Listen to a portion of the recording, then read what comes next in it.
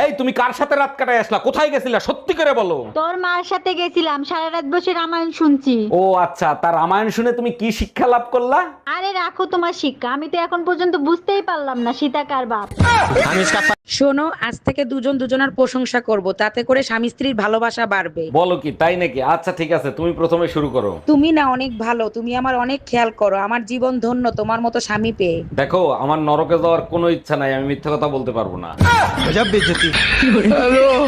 আচ্ছা, বিয়ের আগে তুমি অনেক হাসি মজা করতা, এখন করো না কেন? তোমার মনে আছে বিয়ের আগে আমি মজার ছলে বলতাম তোমাকে পাওয়ার জন্য আমি জাহান্নামে যেতে রাজি আছি? হ্যাঁ মনে আছে, ওগুলো তো আমাকে খুশি করার জন্য বলতা। আমি মজা করে যা বলি তাই সত্যি হয়, তাই আর বলি না। এই রুম্পা, তুমি কি থাল বাসন মাজতেছো না থাল বাসনের উপর নির্যাতন করতেছো? এত শব্দ হয় কেন? তোমার যদি থাল বাসনের উপর এত মায়া লেগে থাকে তাহলে তুমিই থাল বাসন দাও। নিজের জিনিস যত্ন করে ব্যবহার করতে হয়, তা না হলে নষ্ট হয়ে যায়। পাশের বাসার ভাবিরে দেখো, আজ পর্যন্ত থাল বাসনের আওয়াজ পাই নাই। কেমনে পাবা? ভাবি কি থাল বাসন ধোয়? থাল বাসন ধোয় তো ভাই।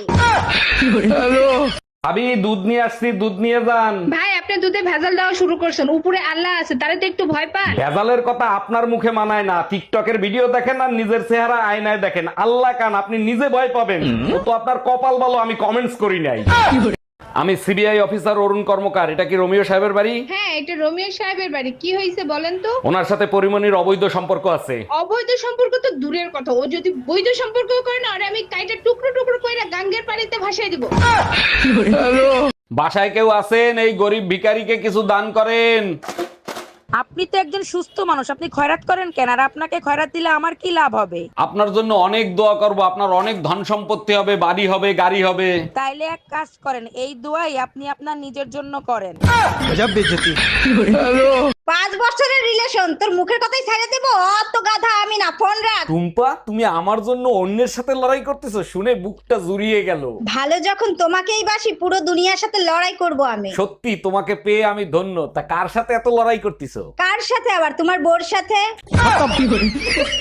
তোর সংসার নে, তুই থাক, গেলাম আমি বাপের বাড়ি। যাও, কিন্তু যাওয়ার আগে সুমন ফকিরের 600 টাকা দিয়ে যাইও। কিসের টাকা? আমি তো তার কাছ থেকে কোনো টাকা ধার আনি নাই। তোমার জন্য একটা তাবিজ আনছিলাম, বলছিল তাবিজে কাজ করলে টাকা দিয়েন। কি তুই আমারে তাবিজ করছিলি?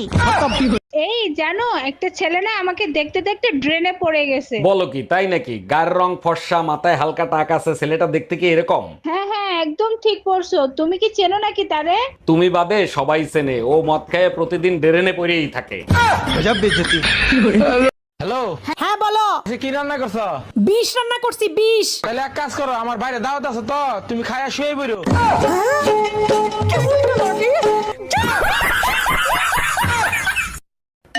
এই এত রাতে তোমারে কে ফোন দেয়? কারেন্ট মিস্ত্রি বাবুলাল ফোন দিচ্ছে। তোমার চেহারা দেখলেই বলে দিতে পারি বাবুলাল ফোন দিছে নাকি বেবিলাল ফোন দিছে। লাউডে দিয়ে ফোন রিসিভ করো। Hello, happy birthday Shaon baby. Bye bye, tata, good bye, Gaya. আচ্ছা রুম্পা, তুমি যে সবসময় বিনা কারণে আমার সাথে ঝগড়া করো, তোমার সমস্যাটা কি আমাকে বলবা? দেখো, গরমের ভিতর কাজ করতে করতে মাথা গরম হয়ে যায়, তাই তোমার সাথে ঝগড়া করি, তুমি কিছু মনে করো না। তাইলে এক কাজ করি, তোমার জন্য একটা এসি কিনে নিয়ে আসি, মাথা ঠান্ডা থাকবে, তাইলে আর ঝগড়া করতে হবে না। এসিতে তো শরীর ঠান্ডা করে, তো শরীর ঠান্ডা করে কি করব? দরকার তো কলিজা ঠান্ডা করা, তাই তোমার সাথে ঝগড়া করে কলিজা ঠান্ডা করি।